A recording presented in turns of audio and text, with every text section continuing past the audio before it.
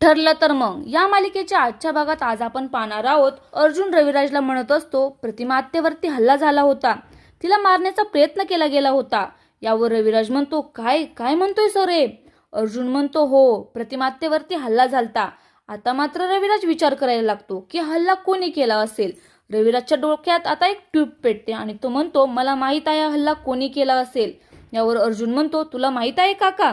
यावर रविराज म्हणतो 25 वर्षापूर्वी ज्या ट्रकने आमचा ॲक्सिडेंट झाला होता ना, तो ड्रायव्हर मला भेटायला आला होता आणि त्याने मला सांगितलं होतं की मला हे सगळं धुवून आणायला सांगितलं होतं. आता अर्जुन म्हणतो काय काय बोलताय सिनियर तुम्ही? यावर रविराज म्हणतो जर मला त्या माणसापर्यंत पोहोचायचं असेल ना, मला एका व्यक्तीला एक प्रश्न विचारायचा आहे. तसे ते दोघे पण हॉलमध्ये येतात. इकडे हॉलमध्ये सगळे घरचे असतात. रविराज सायलीला म्हणतो तू माझं एक काम करते का ग सायली? यावर सायली म्हणते सांगा ना रविराज काका. तसं रविराज सायलीला म्हणतो तो प्रतिमाला बोलवून आण. तशी सायली प्रतिमाला बोलवायला जाते आणि तिला हॉलमध्ये घेऊन येते. सगळ्यांना हॉलमध्ये बघून प्रतिमा खूप घाबरते आणि सायलीचा हात घट्ट धरते. अर्जुन प्रतिमाला म्हणतो प्रतिमात्या ये ना, ये बस इथं.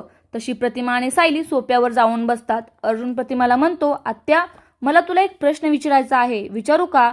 यावर प्रतिमा मान हलवून हो म्हणते.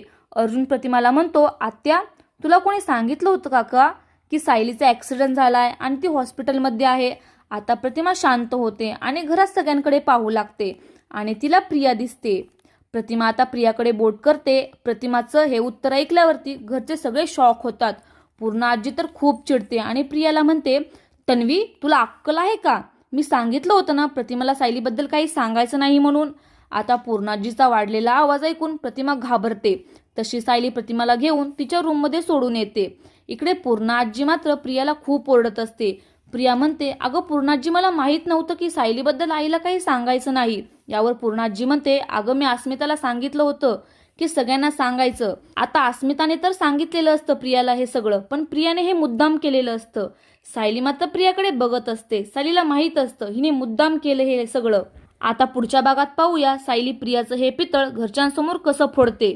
असेच नवनवीन व्हिडिओ पाहण्यासाठी आपल्या चॅनलला सबस्क्राईब नक्की करा. हा भाग पूर्ण पाहिल्याबद्दल धन्यवाद.